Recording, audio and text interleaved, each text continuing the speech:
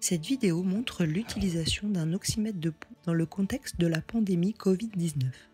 Les formes sévères de Covid-19 affectent principalement les poumons. La mesure de la saturation en oxygène est donc essentielle pour décider quand utiliser les précieuses ressources en oxygène durant cette pandémie. Un oxymètre de pouls est utilisé pour mesurer la saturation en oxygène et peut aider à identifier les patients gravement malades devraient être hospitalisés et recevoir une oxygénothérapie. À noter, l'oxygène disponible, les débits et les pratiques d'administration varient en fonction des protocoles et des ressources locales.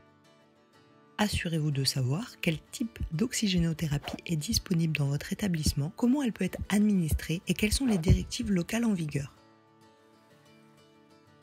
Quand faut-il mesurer la saturation en oxygène de votre patient?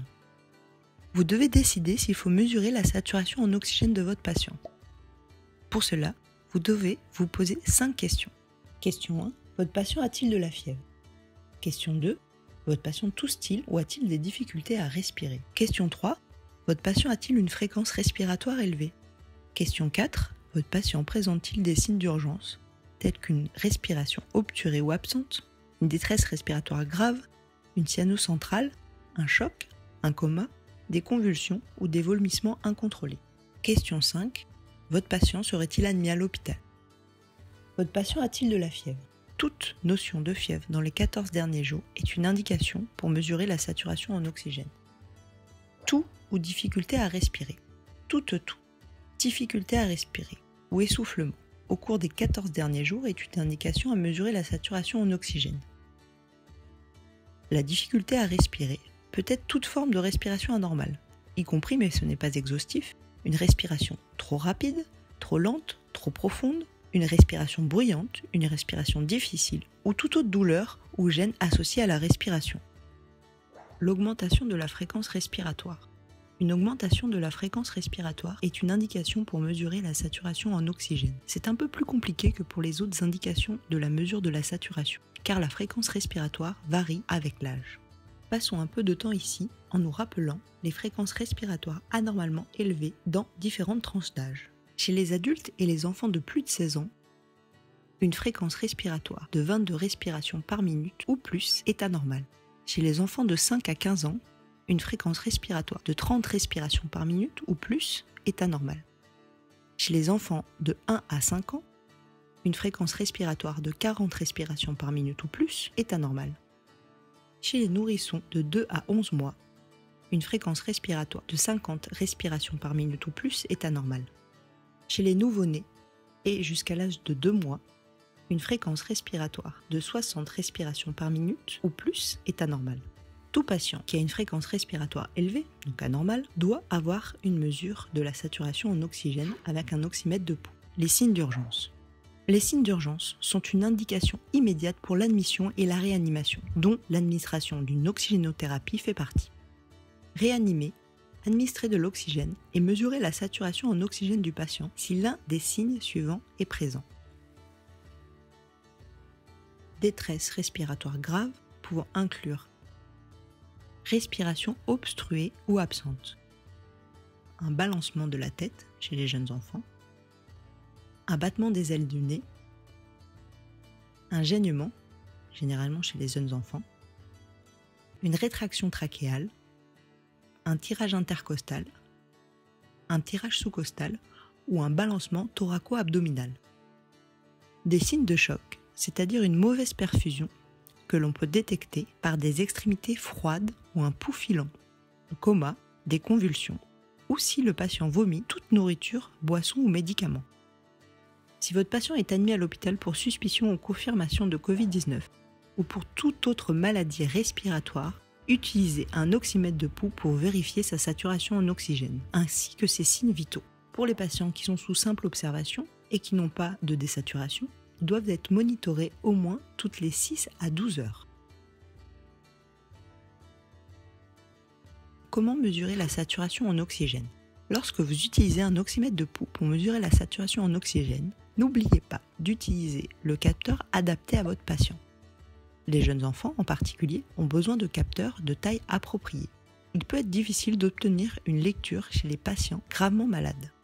Nous recommandons 2 stratégies pour faciliter la mesure de la saturation en oxygène chez les enfants de moins de 2 ans. Tout d'abord, pensez à utiliser le gros orteil, car cela permet à l'enfant de s'asseoir confortablement sur les genoux de l'accompagnant et d'être réconforté. Deuxièmement, la mère peut mettre l'enfant au sein pendant la mesure, afin d'améliorer sa coopération.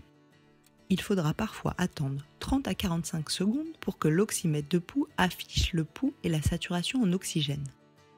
Si votre patient est instable et que vous ne pouvez pas obtenir de mesure, administrez-lui de l'oxygène et appelez immédiatement de l'aide. Comment utiliser la saturation en oxygène pour décider des prochaines étapes ? Après avoir utilisé un oxymètre de pouls pour mesurer la saturation en oxygène de votre patient, en fonction du résultat, vous déciderez soit d'administrer de l'oxygène, soit d'instaurer une surveillance de votre patient sans oxygénothérapie. Si la saturation en oxygène de votre patient est de 94% ou plus et qu'il ne présente aucun signe d'urgence, vous n'avez pas besoin de lui administrer de l'oxygène à ce stade.